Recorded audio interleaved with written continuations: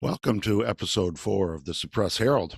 And it's Tuesday, the 10th of October. And I'm a little late this week getting this podcast put together, but we had a little exciting week with what's going on in Gaza and Israel. And really want to catch up with what happened this previous week. So, first, let's bring you up to date on the score. As I've talked about previously, we do a score for the editorial page of our local Suppress Herald, also known as the Portland Press Herald, but we prefer to accurately depict it as the Suppress Herald, and it's been a pretty good week on that this week. The local propaganda is in full swing. So we graded the editorial page again, and it's pretty darn consistent. We had 27 liberal letters to the editor or editorials on the page.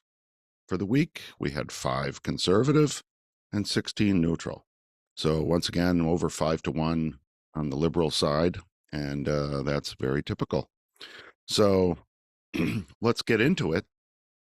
It's been an interesting week, and before the invasion of Israel by terrorists and quite simply animals from Gaza, we had a lot going on this week. So I want to share a few little insights, and we'll start with, I think one of the most interesting was in Friday's paper in the opinion page. The headline for this editorial by someone from Bloomberg Opinion, professor of economics at George Mason University, that sounds pretty liberal going, and it's absolutely what it is. Too much misinformation. The issue is demand, not supply. A potentially gullible person is already flooded with more lies in a single day than he or she can possibly evaluate.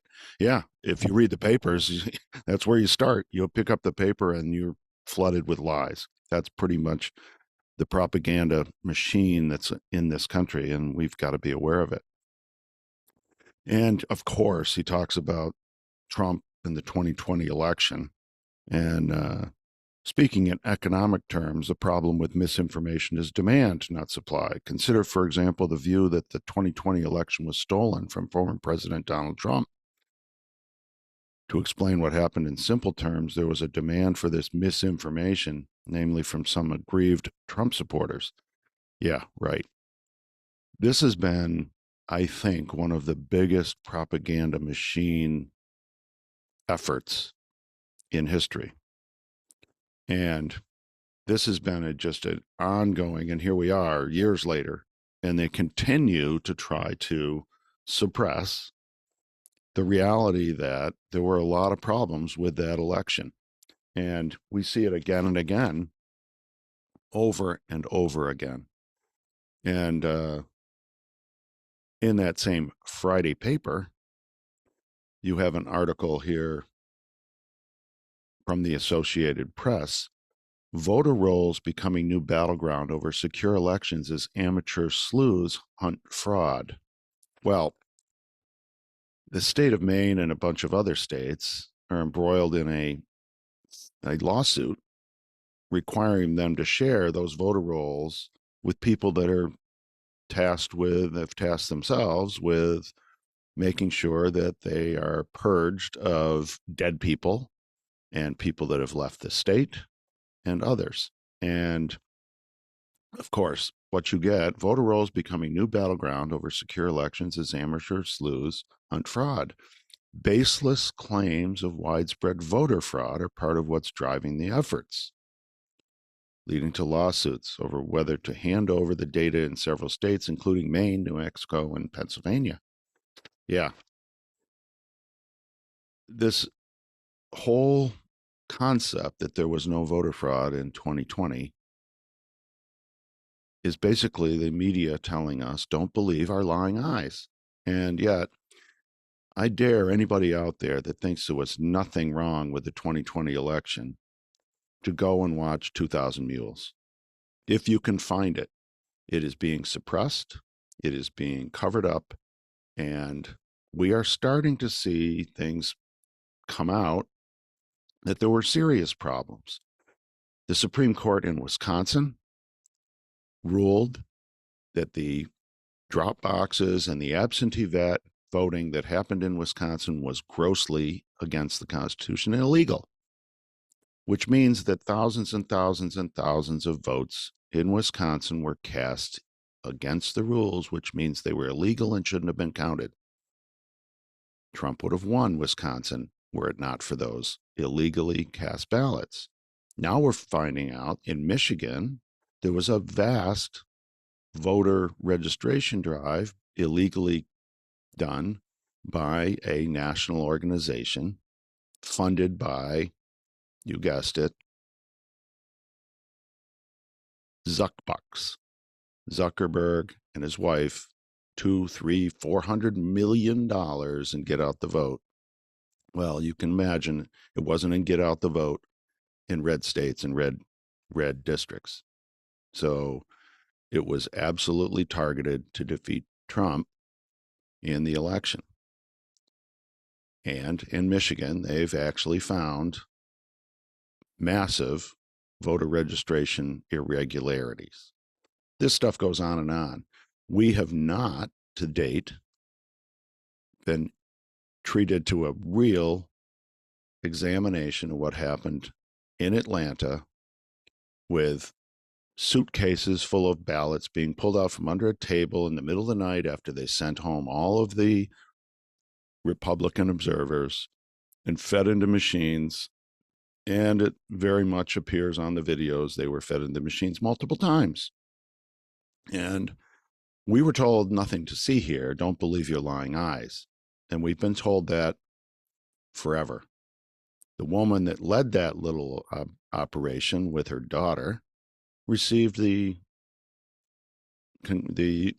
Presidential Medal of Freedom from Joe Biden, not surprisingly.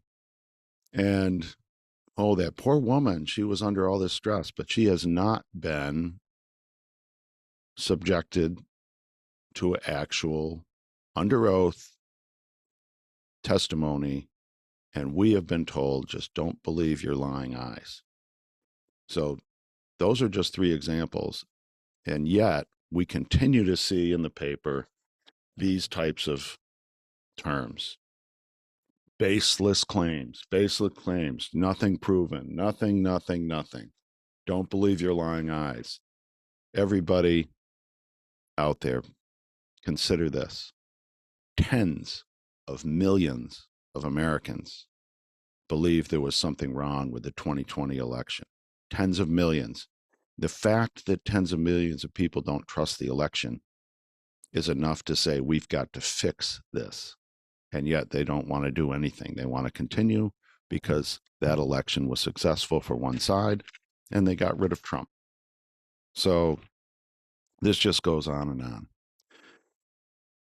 Moving on in the week in review, you've got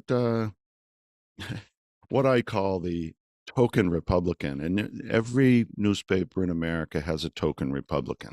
These are not conservatives. These are token Republicans who basically are libs, and they label them a Republican. And there's one in the you've got them in the New York Times, you've got one in the Washington Post, and I won't name names, but anybody that looks, there's he's a conservative columnist, yeah, and they never take a stand on anything.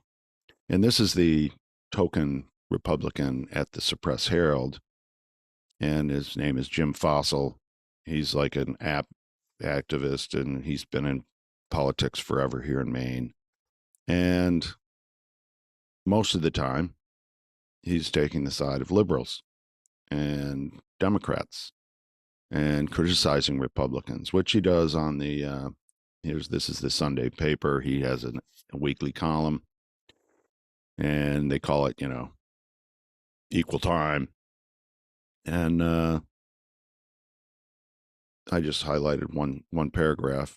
The group of 8 hardline Republicans who voted to oust Speaker Kevin McCarthy last week are quite like that mythical figure. They have a battle without a point or without a plan.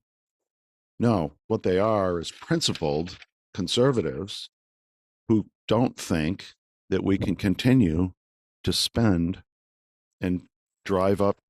We're already at $33 trillion in debt.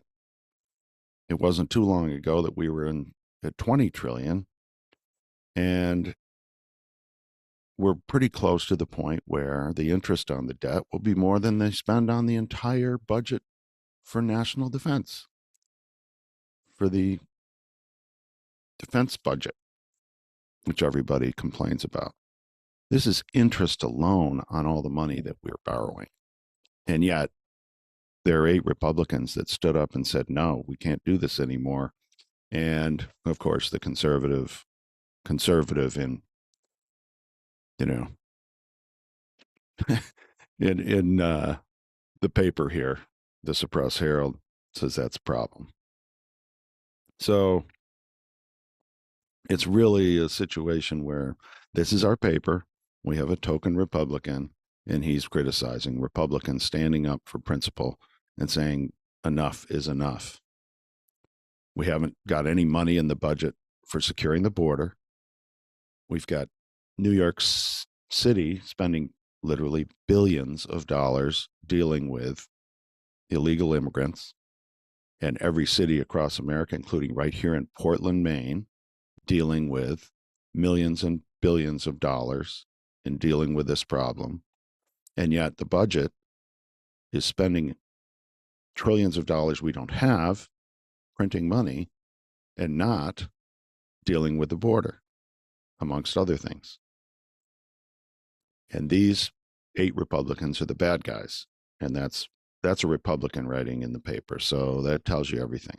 The token Republican, he's basically a loser. And he shouldn't be representing Republicans or conservatives in the paper at all. And that's how they do it. It's a propaganda sheet, and the token Republican never takes a stand on anything. Let's go inside the main Sunday paper at the Suppress Herald. And this is our view, which is the editorial team at the main Sunday Telegram, which is the Sunday version of the Suppress Herald. And it says, step up on housing or please step aside. Local control of housing has resulted in high costs and low supply in Maine. We have a housing problem in Maine, as we do across much of the country, affordable housing. Of course, 8 million illegal immigrants in 1 year might be a problem because they're all have to be housed, fed, clothed. They come here, most of them with nothing. So how do you think that's happening? Take a guess. So in this article, I'm not going to get into the whole article here because it's a full editorial. Step up on housing or please step aside. Basically, what they're saying is local governments have zoning and codes which restrict how much low income and high density apartments, low income housing, and so forth. And they don't like that. They're trying to pass laws that force every community, and they have passed one law in Maine that's going to kick in later in the coming year in 2024 that requires municipalities to allow in-law apartments and what they call secondary dwelling units. In other words, you can build another small apartment on your lot with your single family home. It's a step that they're after to try and urbanize the suburbs. Here's the line that tells you everything. Either our municipalities need to change how they approach housing development, or they need to have a change forced upon them. In other words, local control needs to go away. We're going to take over and we're going to tell you how to do things with housing. That's an editorial board at the Suppress Herald. Either our municipalities need to change how they approach housing development, or they need to have a change forced upon them. In other words, step aside, we know better, just shut up, and we're going to change housing in Maine. And it's happening right here in my town in Scarborough, Maine, where the town threw out, the liberals on the town council threw out the zoning and growth ordinance. Basically, there was a growth ordinance that limited how many new housing units you can do a year. And they, big developer and a big, huge development in town, they basically changed the growth ordinance. They made an amendment, amended the growth ordinance to appease these people. And now we've got to build a $160 million new school because of this and other things. And that's where they are taking this. You're not in control locally. We're going to step in, the state's going to step in, and others, and tell you how to do things. So it's just been a typical week in the Suppress Herald. Now, I would like to talk about a big issue that is on and on and on, and I'm going to really get into this in depth in coming episodes, but this has been quite a climate change week. So I'm just going to take you through a very brief review of the papers this week. It started on Thursday, and I think it actually, we've got, there's Wednesday, and there's Thursday, and Saturday. It's all week. And basically what you've got, it starts, this is Wednesday, October 4th. Building better. Scientists are studying ancient structures to determine why they're still standing and how to make modern construction more sustainable with the growing threats of climate change. I'm in the building industry. I work in this world. And climate change has nothing to do with buildings lasting longer. Weather has always been happening. Moisture is the number one reason why buildings don't last, and moisture management. And if you build cheap buildings, they don't manage moisture well, and they rot, and they have other problems. So that's just specious, to be honest. But they have to loop it into climate change. Then you have on Thursday, business section of the Suppress Herald, climate change cost $7 trillion in 30 years. Data from Bloomberg Intelligence finds that burning fossil fuels has cost the economy $500 billion a year since 2016. Yeah, I guess burning fossil fuels costs money, right? And it costs a lot more money under Biden and his administration now that oil has gone through the roof and almost doubled in price. But that's not what this is about. They're trying to put a tag on burning fossil fuels has cost us on climate change. They continue to do these loops, and it's just a continuous loop, but never do they have data, never do they have the actual information that ties burning of fossil fuels or CO2 to climate change. This has been ongoing for decades now, since back in the 70s when we were going into a ice age, which was what they were saying then. But it's just unbelievable that they go through this. And so that's a headline in the business section on Thursday. And then you have in the local and state section on Thursday in the Suppress Herald, climate activists call on LL Bean to discourage fossil fuel investment. In other words, they want LL Bean to go to their primary bank, and Citibank, which is their Citibank actually has an LL Bean credit card. So they basically back the LL Bean credit card. and obviously do business with LL Bean in a big way. And so you've got climate activists that show up at LL Bean's up in Maine and at their headquarters and call on them to call Citibank and protest against climate change. That's an article.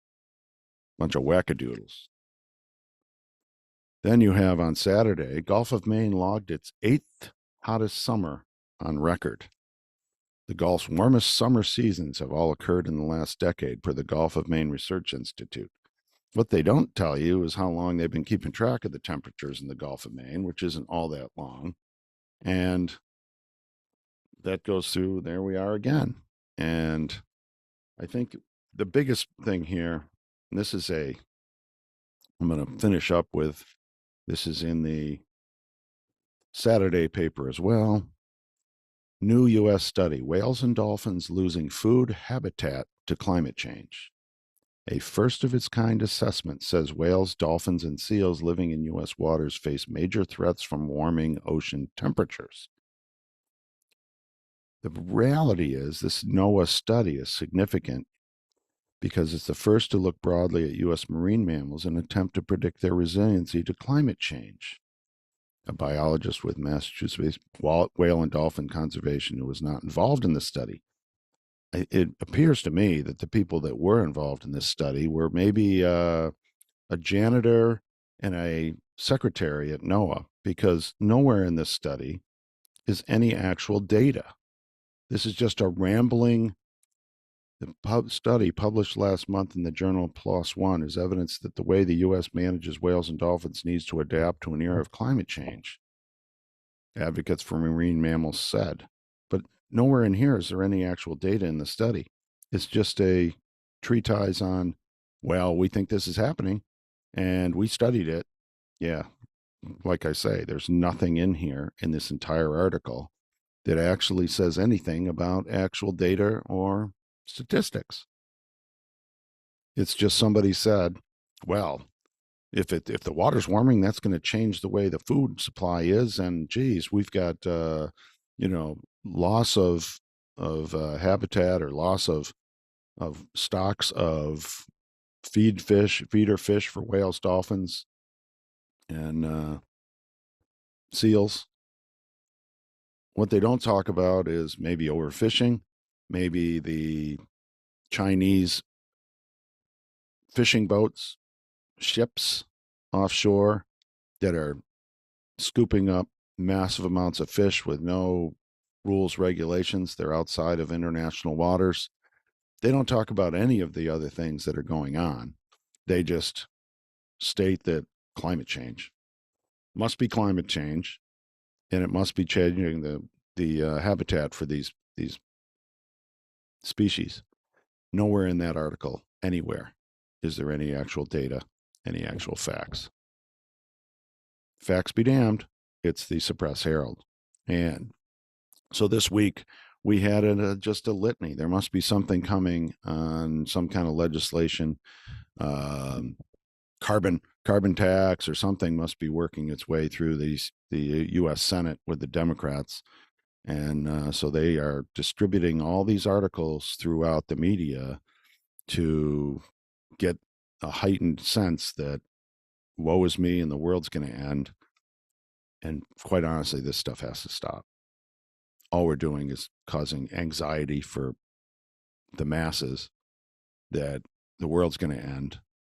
And nowhere, and this is where I really want to stress, nowhere in the Suppress Herald do you have any talk of the recent article, recent paper that was signed by 1,200 plus scientists, including two winners of the Nobel Prize for Science, one at MIT professor who is very much an authority, not saying that there's no global warming or no change in the climate, but saying that blaming it on CO2 is a reach, and saying that it's a catastrophe that we're all going to die next week is an alarmist, overzealous statement of what lacks, and that's called facts, data, and support for real. In other words, the climate models that they're using are worthless. They've failed to follow any of none of the models that have been developed over the last 20 years have proven to be accurate. I mean, you had Al Gore in his movie, in his prediction that we were going to, everything's going 10 years, we're done, 20 years, we're done. 10 years came and went, 20 years came and went, and no catastrophe. We've got to stop this one-sided narrative. And this week's Suppress Herald just gives you this is just a small local, call it state newspaper that just feeds into this narrative, and nobody ever challenges it. There's never the other side heard. That you'll never hear in these papers about these very significant 1,200 plus scientists from around the world saying, stop it, stop that narrative. It's not the end of the world, and it's not all about CO2. The scientist at MIT talks about what they don't talk about, and that's water vapor in the air. It's called clouds, cloud cover, and water vapor clouds are a greenhouse, call it a greenhouse gas.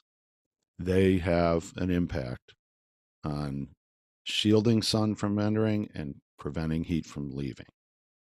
And nowhere in the models is that dealt with from his perspective. And he's studied this. And he is, again, an MIT scientist and a Nobel Prize winner.